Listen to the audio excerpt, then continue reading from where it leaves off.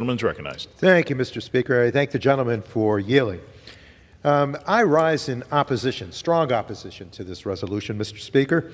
For the past 5 weeks, Elon Musk and congressional Republicans have been running around calling any federal spending that they don't like waste. Well, the empowerment exercise of Elon Musk is a rather interesting saga.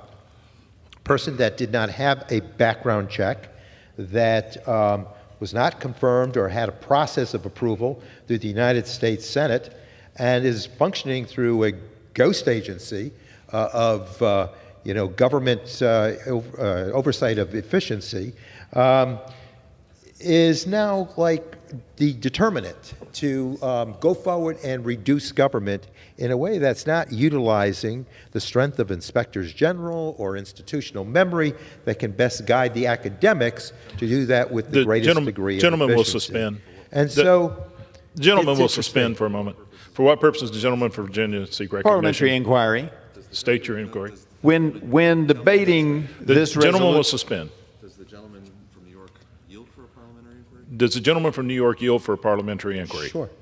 The gentleman yields. Gentleman's recognized. when debating this resolution, is it, House J-Res 35, is it appropriate to discuss superfluous matters to the matter at hand currently on the floor? Under Clause 1 of Rule 17, remarks in debate must be confined to the subject under debate, in this case, the pending legislation. Sure. Thank you, Mr. Speaker. Well, The Mr. gentleman is Speaker, recognized. I was using that to set in context my comments because, again, waste addressed in an efficiency exercise is important. But ironically, today, we're finally on the House floor talking about an EPA rule that reduces actual, literal waste, and Republicans want to undo it. The oil and gas industry is the largest industrial source of methane pollution. Each year, oil and gas operators emit the equivalent of $2 billion worth of wasted natural gas, and that can come via venting or perhaps flaring and leaks. And the methane polluter fee makes certain that companies are held accountable for their waste. So yes, this is an effort to provide for efficiency for the general public, because methane waste is not only exacerbating climate change, it is also bad for Americans, especially through their energy bills.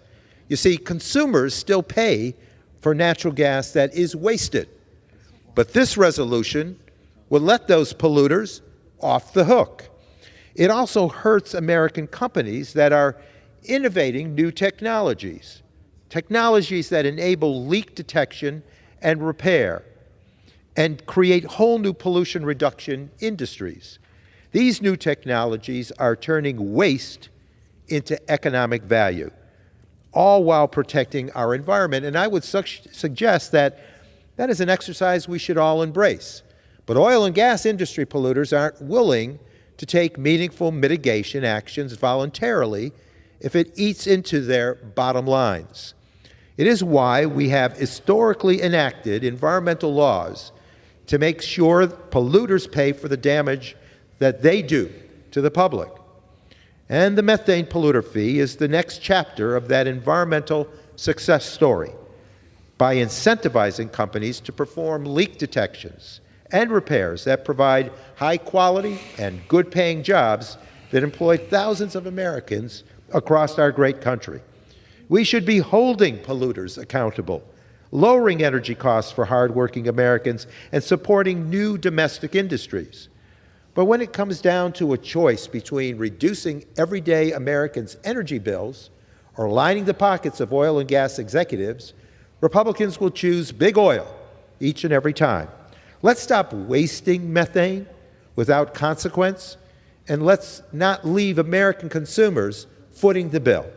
So I urge members to oppose this resolution, and with that, Mr. Speaker, I yield back.